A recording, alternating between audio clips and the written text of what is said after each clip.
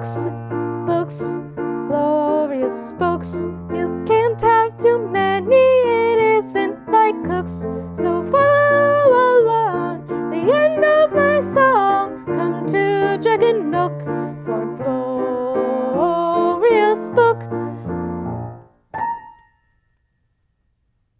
The Book of Dragons by E. Nesbit. Chapter 2, Uncle James or the Purple Stranger. The princess and the gardener's boy were playing in the backyard. "What will you do when you grow up, princess?" asked the gardener's boy. "I should like to marry you, Tom," said the princess. "Would you mind?" "No," said the gardener's boy. "I shouldn't mind much. I'll marry you if you like, if I have time." For the gardener's boy meant, as soon as he was grown up, to be a general and a poet and a prime minister and an admiral and a civil engineer. Meanwhile, he was top of all his classes at school and tip-top of the geography class. As for Princess Marianne, she was a very good little girl, and everyone loved her. She was always kind and polite, even to her Uncle James and to other people whom she did not like very much. And though she was not very clever, for a princess, she always tried to do her lessons. Even if you know perfectly well that you can't do your lessons, you may as well try, and sometimes you find that by some fortunate accident they really are done. Then the princess had a truly good heart. She was always kind to her pets. She never slapped her hippopotamus when it broke her dolls in its playful gambols,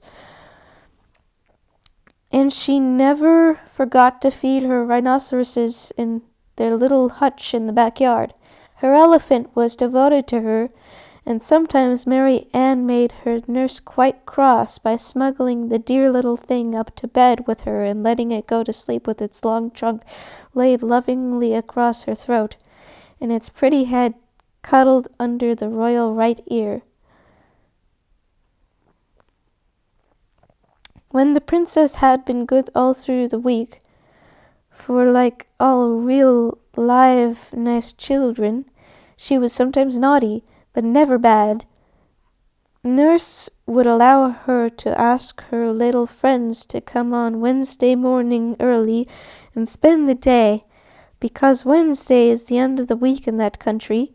Then, in the afternoon, when all the little dukes and duchesses and marquises and countesses had finished their rice pudding and had had their hands and faces washed after it, nurse would say, "Now, my dears, what would you like to do this afternoon?" Just as if she didn't know. And the answer would always be the same. "Oh, do! Let's go to the zoological gardens and ride on the big guinea pig and feed the rabbits and hear the dormouse asleep." So their pinafores were taken off and they all went to the zoological gardens, where 20 of them could ride at a time on the guinea pig, and where even the little ones could feed the great rabbits if some grown-up person were kind enough to lift them up for the purpose. There was always some such person, because in Rotundia everybody was kind, except one. Now that you have read as far as this, you know, of course, that the kingdom of Rotundia was a very remarkable place, and if you are a thoughtful child, as of course you are, you will not need me to tell you what was the most remarkable thing about it. But just in case, I will tell you at once what that most remarkable thing was. All the animals were the wrong sizes. And this was how it happened. In olden times, when our world was just loose earth and air and fire and water mixed up anyhow like a pudding, and spinning around like mad trying to get the different things to settle into their proper places, a round piece of earth got loose and went spinning away by itself across the water, which was just beginning to try to get spread out smooth into a real sea. And as the great round piece of earth flew away, going around and around as hard as it could, It met a long piece of hard rock that had got loose from another part of the puddingy mixture, and the rock was so hard and was going so fast that it ran its point through the round piece of earth and stuck out on the other side of it, so that the two together were like a very much too big spinning top. I am afraid all this is very dull, but you know geography is never quite lively, and after all, I must give you a little information, even in a fairy tale, like the powder and jam.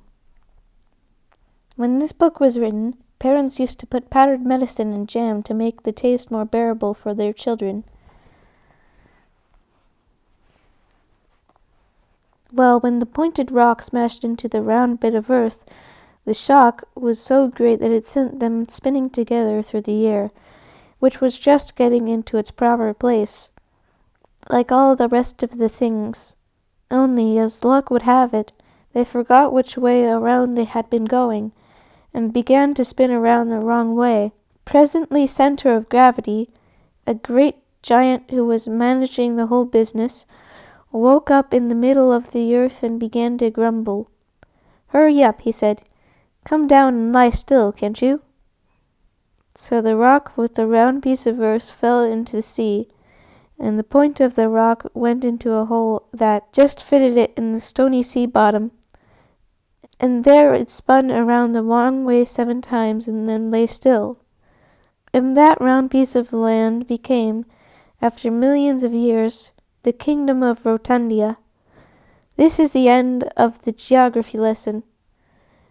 And now for just a little natural history, so that we may not feel that we are quite wasting our time. Of course, the consequence of the island having spun around the wrong way was that when the animals began to grow on the island, they all grew the wrong sizes. The guinea pig, as you know, was as big as our elephants, and the elephant, dear little pet, was the size of the silly, tiny, black and tan dogs that ladies carry sometimes in their muffs. The rabbits were about the size of our rhinoceroses, and all about the wild parts of the island they had made their burrows as big as railway tunnels. The dormouse, of course, was the biggest of all the creatures. I can't tell you how big he was. Even if you think of elephants, it will not help you at all. Luckily, there was only one of him, and he was always asleep. Otherwise, I don't think the Rotundians could have borne with him. As it was, they made him a house, and it saved the expense of a brass band, because no band could possibly have been heard when the dormouse was talking in its sleep. The men and women and children in this wonderful island were quite the right size, because their ancestors had come over with the conqueror long after the island had settled down and the animals grown on it. Now the natural history lesson is over, and if you have been attending, you know more about Rotundia than anyone else there did, except 3 people. The Lord Chief Schoolmaster, the princess's uncle, who was a magician and knew everything without learning it, and Tom, the gardener's son. Tom had learned more at school than anyone else, because he wished to take a prize. The prize offered by the Lord Chief Schoolmaster was a history of Rotundia, beautifully bound, with the royal arms on the back. Hey, it looks somewhat like this book, because this book is nice. But after that day when the princess said she meant to marry Tom, the gardener's boy thought it over, and he decided that the best prize in the world would be the princess, and this was the prize Tom meant to take. And when you are a gardener's son and have decided to marry a princess, you will find that the more you learn at school, the better. The princess always played with Tom on the days when the little dukes and marquises did not come to tea, and when he told her he was almost sure of the first prize, she clapped her hands and said, "Dear Tom, dear good clever Tom, You deserve all the prizes, and I will give you my pet elephant, and you can keep him till we're married." The pet elephant was called Fido, and the gardener's son took him away in his coat pocket. He was the dearest little elephant you ever saw, about 6 inches long. But he was very, very wise. He could not have been wiser if he had been a mile high. He lay down comfortably in Tom's pocket, and when Tom put in his hand, Fido curled his little trunk around Tom's fingers with an affectionate confidence that made the boy's heart warm to his new little pet. What with the elephant and the princess's affection, and the knowledge that the very next day he would receive the history of Rotundia, beautifully bound with the royal arms on the cover, Tom could hardly sleep a wink. And besides, the dog did bark so terribly. There was only one dog in Rotundia. The kingdom could not afford to keep more than one. He was a Mexican lapdog of the kind that in most parts of the world only measures 7 inches from the end of his dear nose to the tip of his darling tail. But in Rotundia he was bigger than I can possibly expect you to believe, and when he barked, his bark was so large that it filled up all the night and left no room for sleep or dreams, or polite conversation, or anything else at all. He never barked at things that went on in the island. He was too large-minded for that. But when ships went blundering by in the dark, tumbling over the rocks at the end of the island, he would bark once or twice, just to let the ships know that they couldn't come playing about there just as they liked. But on this particular night he barked and barked and barked and barked and barked and barked and barked and barked. You get the point. And the princess said, oh dear, I wish you wouldn't, I am so sleepy." And Tom said to himself, "I wonder whatever is the matter. As soon as it's light, I'll go and see." So when it began to be pretty pink and yellow daylight, Tom got up and went out. And all the time the Mexican lapdog barked so that the houses shook, and the tiles on the roof of the palace rattled like milk cans in a cart whose horse is frisky. "I'll go to the pillar," thought Tom, as he went through the town. The pillar, of course, was the top of the piece of rock that had stuck itself through Rotundia millions of years before, and made it spin around the wrong way. It was quite in the middle of the island, and stuck up ever so far, and when you were at the top you could see a great deal farther than when you were not.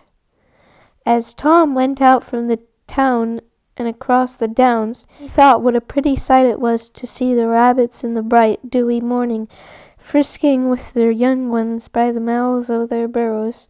He did not go very near the rabbits, of course, because when a rabbit of that size is at play, it does not always look where it is going, and might easily have crushed Tom with its foot, and then it would have been very sorry afterward. And Tom was a kind boy, and would not have liked to make even a rabbit unhappy. He would not like to be crushed either. Earwigs in our country often get out of the way when they think you are going to walk on them. They too have kind hearts, and they would not like you to be sorry afterward, and they would not like to be crushed. So Tom went on, looking at the rabbits and watching the morning grow more and more red and golden, and the Mexican lapdog barked all the time, till the church bells tinkled, and the chimney of the apple factory rocked again. But when Tom got to the pillar, he saw that he would not need to climb to the top to find out what the dog was barking at, for there by the pillar lay a very large purple dragon. His wings were like old purple umbrellas that would have been very much rained on, and his head was large and bald, like the top of a purple toadstool, and his tail, which was purple too, was very, very, very long and thin and tight, like the lash of a carriage whip. It was licking one of its purple umbrella-y wings, and every now and then it moaned and leaned its head back against the rocky pillar as though it felt faint. Tom saw at once what had happened. A flight of purple dragons must have crossed the island in the night, and this poor one must have knocked its wing and broken it against the pillar. Everyone is kind to everyone in Rotundia, and Tom was not afraid of the dragon, although he had never spoken to one before. He had often watched them flying across the sea, but he had never expected to get to know one personally. So now he said, "I am afraid you don't feel quite well." The dragon shook his large purple head. He could not speak, but like all other animals, he could understand well enough when he liked. "Can I get you anything?" asked Tom politely. The dragon opened his purple eyes with an inquiring smile. "A bun or two, now," said Tom coaxingly. "There's a beautiful bun tree quite close." The dragon opened a great purple mouth and licked his purple lips. So Tom ran and shook the bun tree, and soon came back with an armful of fresh currant buns, and as he came he picked a few of the bath kind, which grow on the low bushes near the pillar. Because, of course, another consequence of the island's having spun the wrong way is that all the things we have to make, buns and cakes and shortbread, grow on the trees and bushes, but in Rotundia they have to make their cauliflowers and cabbages and carrots and apples and onions, just as our cooks make puddings and turnovers. Tom gave all the buns to the dragon, saying, "Here, try to eat a little. You'll soon feel better then." The dragon ate up the buns, nodded rather ungraciously, and began to lick his wing again. So Tom left him and went back to the town with the news, and everyone was so excited at real live dragons being on the island, a thing that had never happened before, that they all went out to look at it instead of going to the prize giving, and the Lord Chief Schoolmaster went with the rest. Now he had Tom's prize, the history of Rotundia, in his pocket. The one-bound calf, with the royal arms on the cover, and it happened to drop out, and the dragon ate it. So Tom never got the prize after all. But the dragon, when he had gotten it, did not like it. And, well, I guess books aren't very tasty. "Perhaps it's all for the best," said Tom. "I might not have liked that prize either, if I had gotten it. It happened to be a Wednesday, so when the princess's friends were asked what they would like to do, all the little dukes and marquises and earls said, 'Let's go and see the dragon.' But the little duchesses and marchionesses and countesses said they were afraid. Then Princess Mary Ann spoke up royally and said, 'Don't be silly, because it's only in fairy stories and histories of England and things like that people are unkind and want to hurt each other. In Rotundia everyone is kind and no one has anything to be afraid of, unless they're naughty, and then we know it's for our own good. Let's all go and see the dragon. We might take him some acid drops.' So they went, and all the titled children took it in turns to feed the dragon with acid drops, and he seemed pleased and flattered, and wagged as much of his purple tail as he could get at conveniently, for it was a very, very long tail indeed. But when it came to the princess's turn to give an acid drop to the dragon, he smiled a very wide smile, and wagged his tail to the very last long inch of it, as much as to say, 'Oh, you nice, kind, pretty little princess.' But deep down in his wicked purple heart he was saying, 'Oh, you nice, fat, pretty little princess, I should like to eat you instead of these silly acid drops.' But of course nobody heard him except the princess's uncle, and he was a magician and accustomed to listening at doors. It was part of his trade.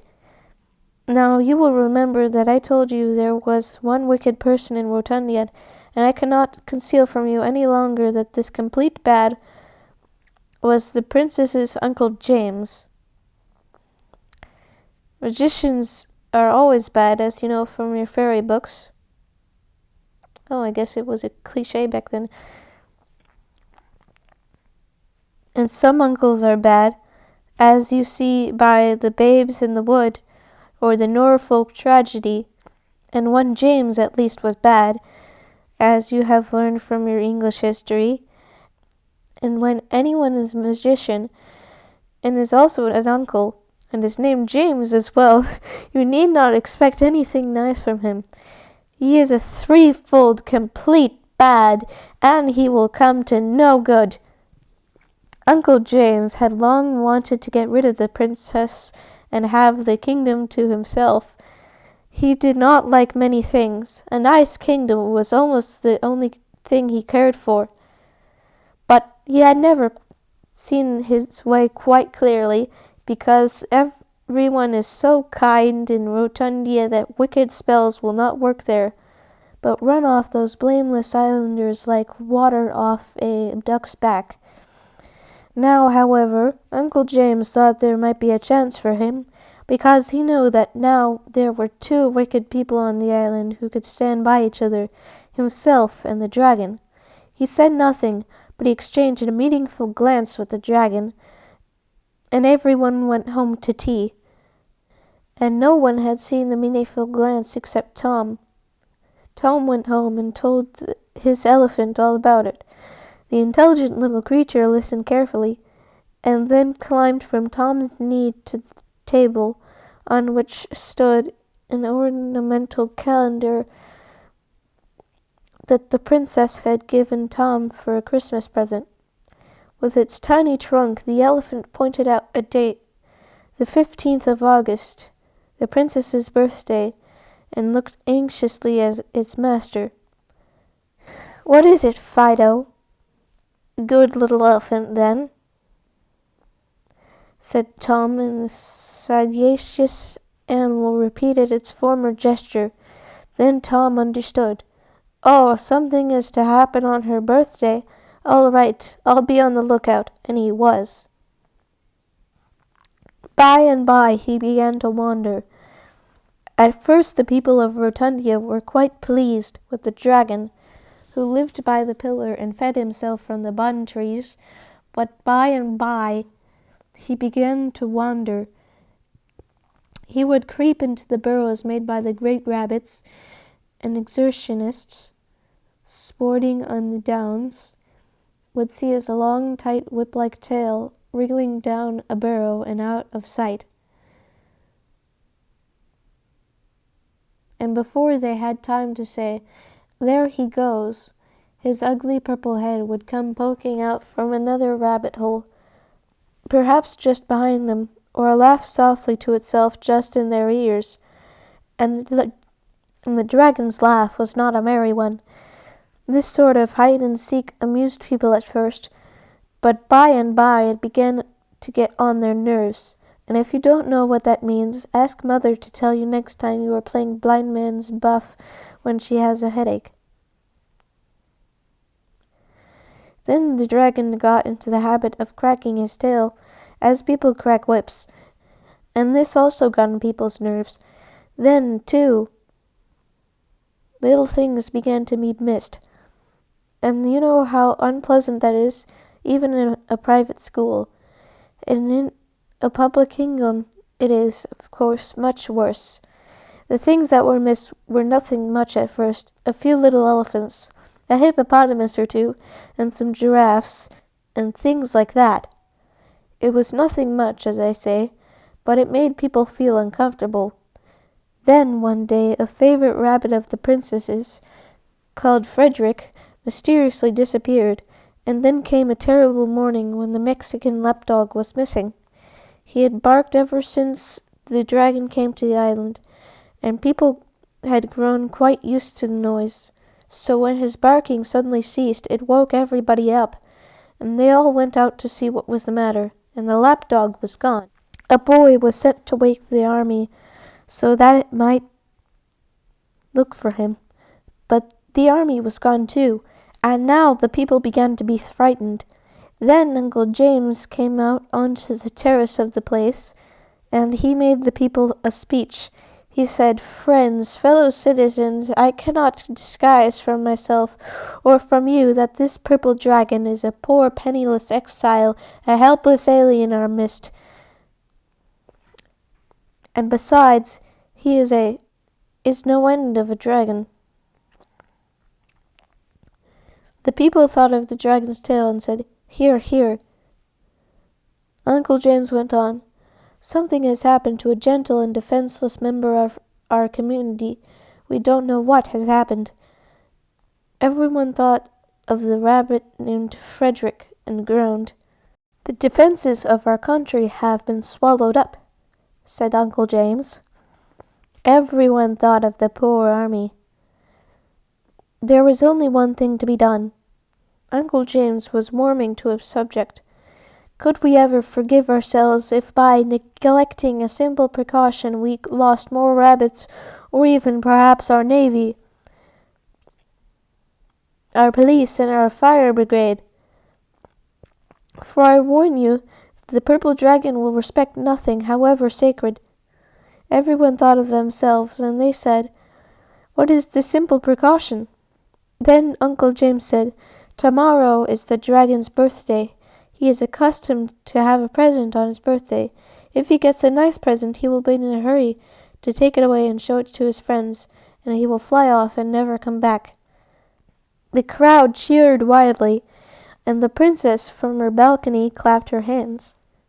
"The present the dragon expects," said Uncle James cheerfully, "is rather an expensive one, but when we give, it should not be in a grudging spirit, especially to the visitors. What the dragon wants is a princess. We have only one princess, it is true, but far be it from us to display a miserly temper at such a moment, and the gift is worthless that costs the giver nothing. Your readiness to give up your princess will only show how generous you are." The crowd began to cry, for they loved their princess, though they quite saw that their first duty was to be generous and give the poor dragon what it wanted. The princess began to cry, for she did not want to be anybody's birthday present, especially a purple dragon's, and Tom began to cry because he was so angry. He went straight home and told his little elephant, and the elephant cheered him up so much that presently the two grew quite absorbed in a top that the elephant was spinning with his little trunk. Early in the morning, Tom went to the palace. He looked out across the downs. There were hardly any rabbits playing there now, and then he gathered white roses and threw them at the princess's window till she woke up and looked out. "Come up and kiss me," she said. So Tom climbed up the white rose bush and kissed the princess through the window, and said, "Many happy returns of the day." Then Marianne began to cry, and said, "Oh, Tom, how can you, when you know quite well—" "Oh, don't," said Tom. "Why, Marianne, my precious, my princess, what do you think I should be doing while the dragon was getting his birthday present? Don't cry, my own little Marianne. Fido and I have arranged everything. You've only got to do as you are told." "Is that all?" said the princess. "Oh, that's easy. I've often done that." Then Tom told her what she was to do, and she kissed him again and again. "Oh, you dear, good, clever Tom," she said. "How glad I am that I gave you Fido. You two have saved me, you dears." The next morning Uncle James put on his best coat and hat and the vest with the gold snakes on it. He was a magician, and he had a bright taste in vests, and he called with the cab to take the princess out. "Come, little birthday present," he said tenderly. "The dragon will be so pleased, and I am glad to see you not crying. You know, my child, we cannot begin too young to learn to think of the happiness of others rather than our own. I should not like my dear little niece to be selfish, or to wish to deny a trivial pleasure to a poor sick dragon, far from his home and friends." The princess said she would not try to be selfish. Presently the cab drew up near the pillar, and there was the dragon, his ugly purple head shining in the sun, and his ugly purple mouth half open. Uncle James said, "Good morning, sir. We have brought you a small present for your birthday. We do not like to let such an anniversary go by without some suitable testimonial, especially to one who is a stranger in our midst. Our means are small, but our hearts are large. We have but one princess, but we give her freely. Do we not, my child?" The princess said she supposed so, and the dragon came a little nearer. Suddenly a voice cried, "Run!" And there was Tom, and he had brought the zoological guinea pig and a pair of Belgian hares with him. "Just to see fair," said Tom. Uncle James was furious. "What do you mean, sir," he cried, "by intruding on a state function with your common rabbits and things? Go away, naughty little boy, and play with them somewhere else." But while he was speaking, the rabbits had come up one on each side of him, their great sides towering ever so high, and now they pressed him between them so that he was buried in their thick fur and almost choked. The princess, meantime, had run to the other side of the pillar and was peeping around it to see what was going on.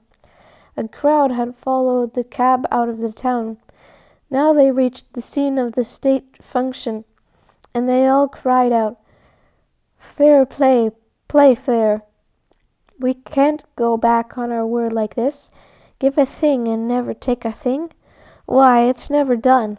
Let the poor exiled stranger dragon have his birthday present." And they tried to get at Tom, but the guinea pig stood in the way.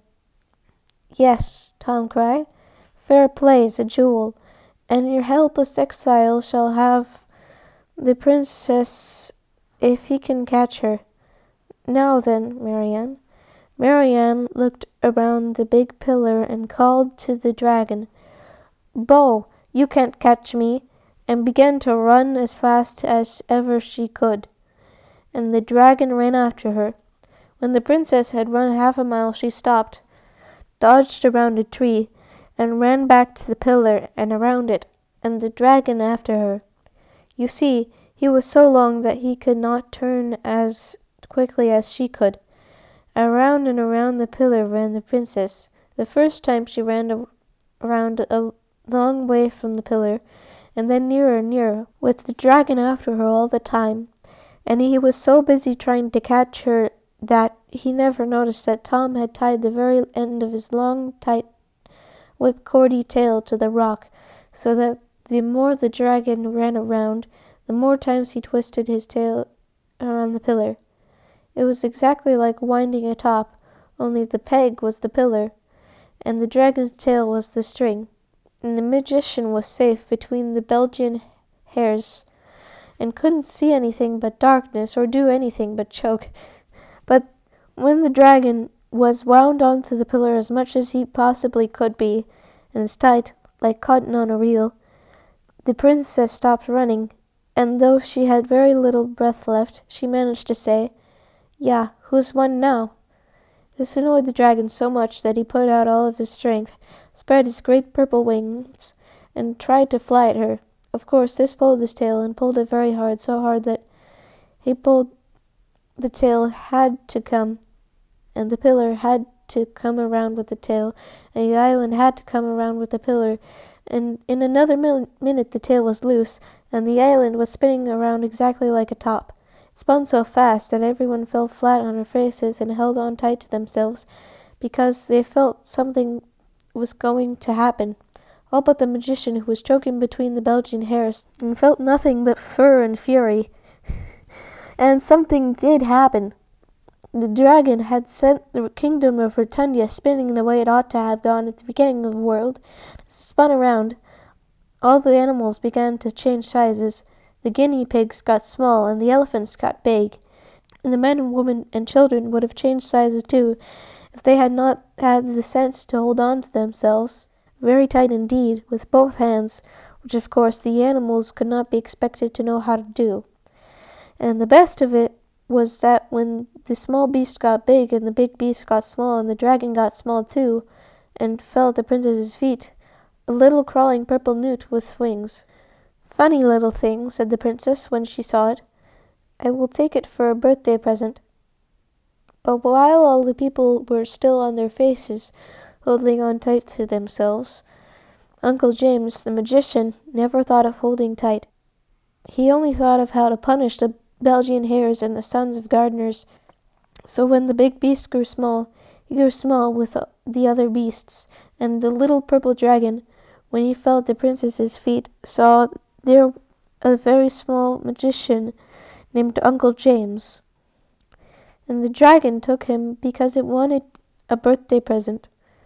So now the animals were new sizes, and at first it seemed very strange to everyone to have great lumbering elephants and a tiny little dormouse, but they have gotten used to it now, and think no more of it than we do. All this happened several years ago, and the other day I saw in the Rotundia Times an account of the wedding of the princess with Lord Thomas Gardiner, K.C.D., and I knew that she could not have married anyone but Tom, so I suppose they made him a lord on purpose for the wedding. And K.C.D., of course, means clever conqueror of the dragon. If you think that is wrong, it is only because you don't know how they spell in Rotundia. The paper said that among the beautiful presents of the bridegroom to the bride was an enormous elephant, on which the bridal pair made their wedding tour. This must have been Fido. You remember Tom promised to give him back to the princess when they were married. The Rotundia Times called the married couple the happy pair. It was clever of the paper to think of calling them that. It is such a pretty and novel expression. And I think it is truer than many of the things you see in papers, because, you see, the princess and the gardener's son were so fond of each other they could not help being happy, and besides they had an elephant of their very own to ride on. If that is not to make people happy, I should like to know what is. Though, of course, I know there are some people who cannot be happy unless they had a whale to sail on, and perhaps not even then. But they are greedy, grasping people, the kind who would take 4 helps of pudding, as likely as not, which neither Tom or Mary Ann ever did.